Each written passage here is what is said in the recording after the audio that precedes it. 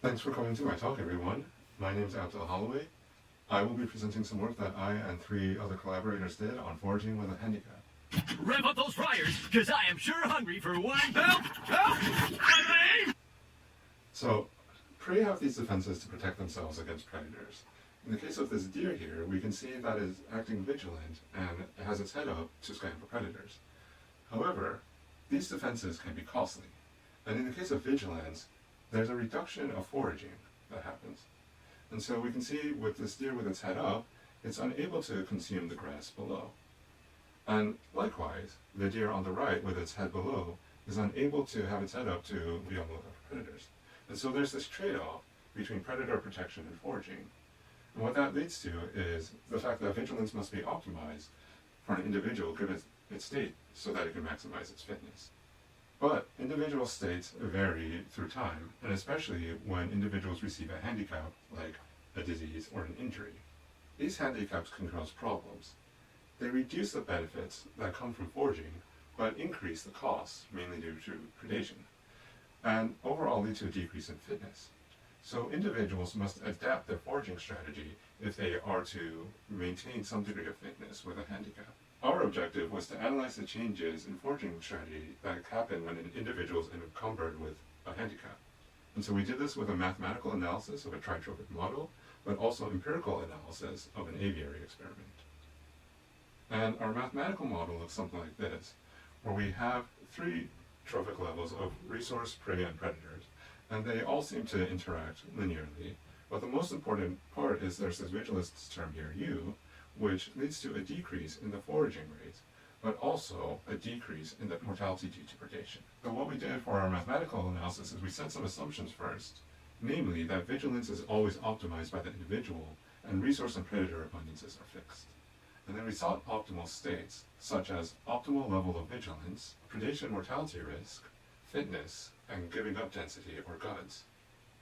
And so what we assumed is that handicap affects the parameters of our model, where it could decrease assimilation of resources or the effectiveness of vigilance, but also work to increase the prey's intrinsic mortality, the predator-prey encounter rate, and the predator lethality. And these changes in the parameters lead to changes in the optimal states. And so we sometimes see general properties where handicaps lead to overall decreases in fitness and overall increases in GUDs, for the most part. But we also see some context dependency, where there's variation between the parameters affected, and even variation within a parameter, like effectiveness of vigilance. And so we hope to compare our model to studies of this aviary system in which there were 3 trophic levels, which had a prey, an Alabese gerbil, which fed on a resource of seeds, but was also predated upon by barn owls and foxes. And to the system, we could add in the parasite of the prey, like the ectoparasitic flea or the endoparasitic bacterium. And we could measure the foraging of the gerbils in the system using metrics like GUDs, quitting harvest rates, time allocated to foraging, and attack rates between prey and resource. And we can see with the results of our system that foraging seems to decrease overall, regardless of infection, as seen by the increase in GUDs and quitting harvest rates, but differ in the time allocation to foraging. Specifically, with the flea-infested system, we have a decrease in the time spent foraging, and with the bacterially infected fleas, they see an increase of time spent foraging. And we hypothesize this is likely due to the fact that the fleas act as a distraction, and so gerbils need to groom more, while in the bacterial infected system, this is more like a disease, and more like a traditional handicap concordant with our model. So in summary, our mathematical and empirical results seem to match, but with some exceptions, and these differences seem to depend upon the type of handicap, specifically with the flea infestation acting more like a distraction.